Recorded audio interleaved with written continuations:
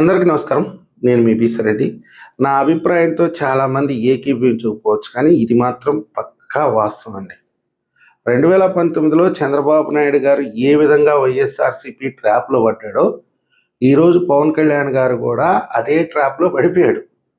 ఇది వాస్తవం. వైఎస్ఆర్సీపీ ఏ వైపు నుంచి ఏ విధంగా దాడి చేస్తుందో ఎవరు ఊహించలేరు.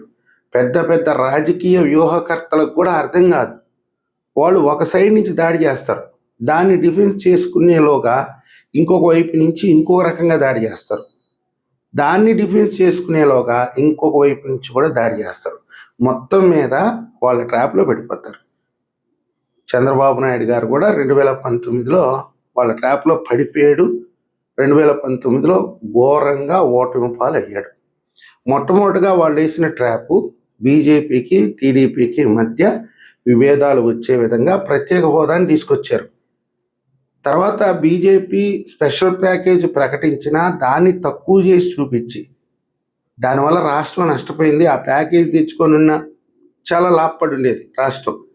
చివరాఖరికి ఆ ప్యాకేజ్ కూడా దక్కనీయకుండా చేసి ప్రత్యేక హోదా ఉద్యమాన్ని ఉవ్వెత్తున పైకి తీసుకొచ్చి పార్లమెంటు బిల్డింగ్ల మీద నిలబడి నేను వచ్చానంటే మెడలు ఉంచి ప్రత్యేక హోదా సాధిస్తాను, ఎవరైతే ప్రత్యేక హోదా ఇస్తా ఉంటారో వాళ్ళకే నా మద్దతు అని చెప్పి జగన్మోహన్ రెడ్డి గారు నానా యాగి చేసి తద్వారా చంద్రబాబు నాయుడు గారిని రెచ్చగొట్టి చంద్రబాబు నాయుడు గారి ద్వారా నలచొక్కాలు ఇప్పించి సభలో సమావేశాలు నిర్వహించి చివరాఖరికి బీజేపీతో వైరం తెచ్చుకొని పొత్తులో నుంచి బయటికి రావాల్సినటువంటి పరిస్థితి.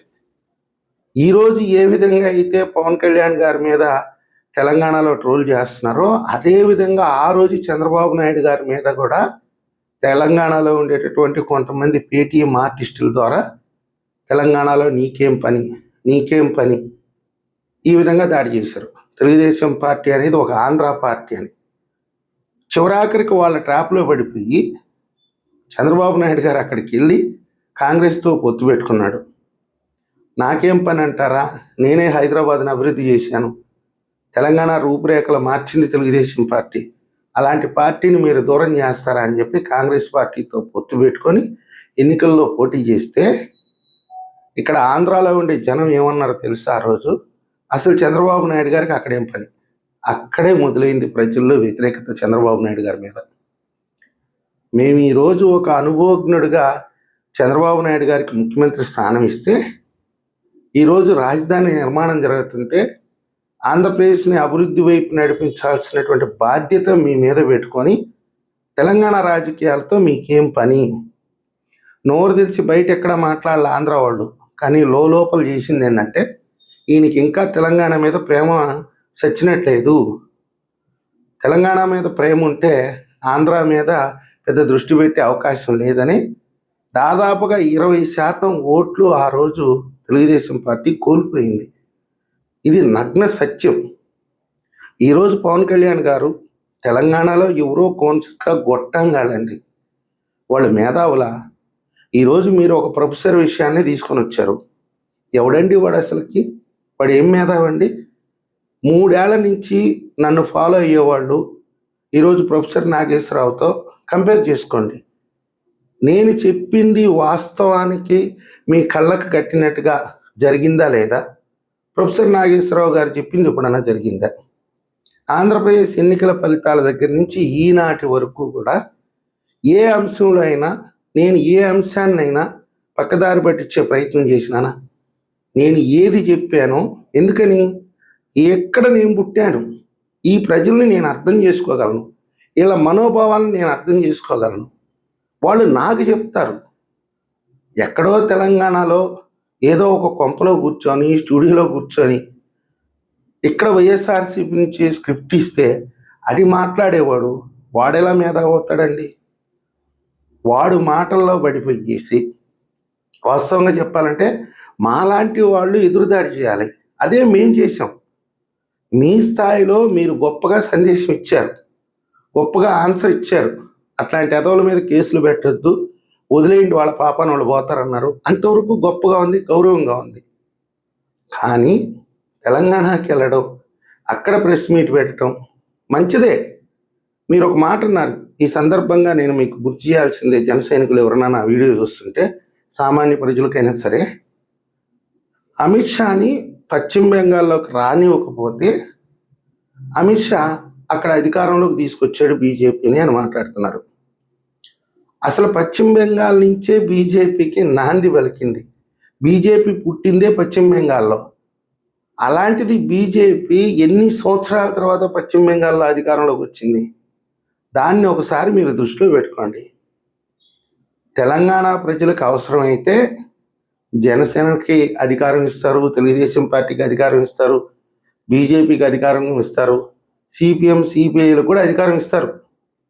ప్రస్తుతానికి పవన్ కళ్యాణ్ గారి అవసరం, చంద్రబాబు నాయుడు గారి అవసరం ఆంధ్రప్రదేశ్ ప్రజలకు ఉంది.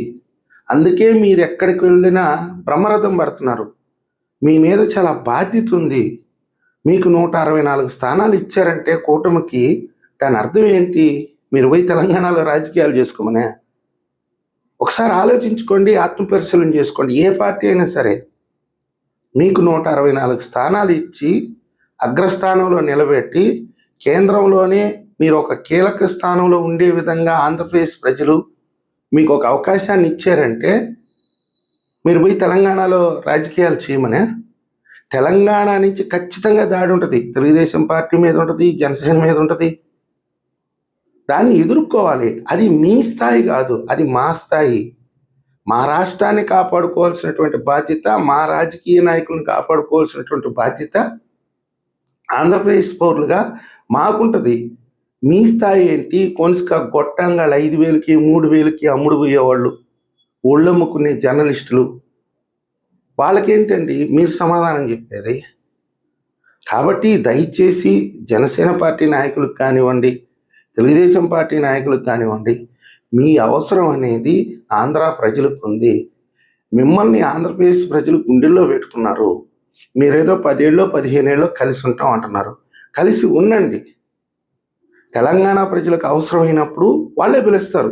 పవన్ కళ్యాణ్ గారు కూడా అన్నారు, నా అవసరం ఇక్కడ ఉందనుకుంటే మీరు పిలిస్తే నేను వస్తాను అని. పిలిచేదాకా వెయిట్ చేయండి. ఇంకొక ముఖ్యమైనటువంటి విషయం, చాలామంది బీజేపీ మీద విమర్శలు చేస్తున్నారు. ఇంత జరిగినా బీజేపీ ఎందుకు స్పందించట్లేదు అని. వాస్తవానికి బీజేపీ స్పందిస్తే దాన్ని ఎత్తినది మట్టిపోసుకున్నట్టే. ఎందుకు స్పందిస్తుందండి? ఈరోజు ఒక ఆంధ్రప్రదేశ్ డిప్యూటీ ముఖ్యమంత్రికి అక్కడ ఉండేటటువంటి బీజేపీ సపోర్ట్ చేస్తే ఆంధ్ర నాయకత్వానికి సపోర్ట్ చేస్తుంది ఇక్కడ ఉండే బీజేపీ అనే మాట వస్తుంది కదా వాళ్ళకి. దానివల్ల వాళ్ళు కూడా ప్రాంతీయతత్వాన్ని ఎదుర్కోవాల్సి వస్తుంది కదా. అందుకని వాళ్ళు అక్కడ సైలెంట్గా ఉంటారు. ఇక్కడ ఆంధ్రాలో ఉండేవాళ్ళు కూడా సైలెంట్గా ఉంటారు. కాంగ్రెస్కి ఏంది? దిక్కుదోసినటువంటి పరిస్థితి. వాళ్ళ అధికారాన్ని కాపాడుకోవాలి కాబట్టి వాళ్ళు రెచ్చగొడతారు జనాల్ని. అందులో తప్పేం లేదు. అక్కడ ఆల్రెడీ వాళ్ళు అధికారంలో ఉన్నారు కాబట్టి. మొత్తం మీద నేను చెప్పేది ఏంటంటే, చంద్రబాబు నాయుడు గారు ఎప్పుడైతే ట్రాప్లో పడ్డాడో 2019లో అధికారాన్ని కోల్పోయాడు.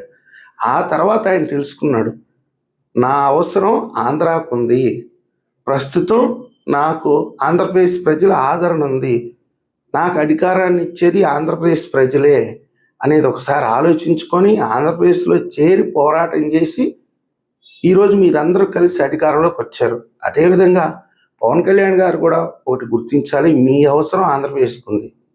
ప్రస్తుతానికి మీ అవసరం తెలంగాణకు లేదు.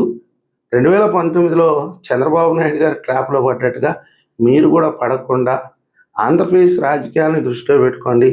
ఈరోజు మీరు వైఎస్ఆర్సీపీ మీద విజయం సాధించలేదు, జగన్మోహన్ రెడ్డి గారిని ఓడించలేదు పూర్తిగా. కేవలం ఏంటంటే ఎండకి గొడుగు అడ్డగం పెట్టుకున్నారు. మీరు ముందు జగన్మోహన్ రెడ్డి గారి మీద దృష్టి పెట్టి జగన్మోహన్ రెడ్డి గారిని పూర్తిగా ఓడించండి.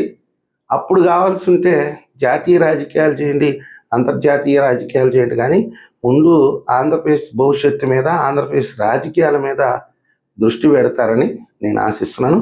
ఈ వీడియో మీకు నచ్చితే లైక్ చేయండి, సబ్స్క్రైబ్ చేయండి. ధన్యవాదాలు.